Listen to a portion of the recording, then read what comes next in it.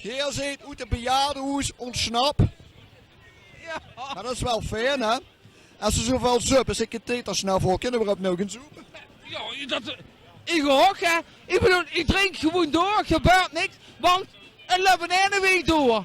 En ik ga even boven de put staan, draai de kraan open en ik kan erop ineens beginnen.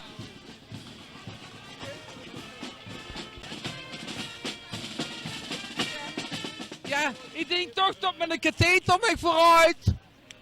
En met een rollator, hè? Of chef, wat zou het vooruit hebben? Zal je weten?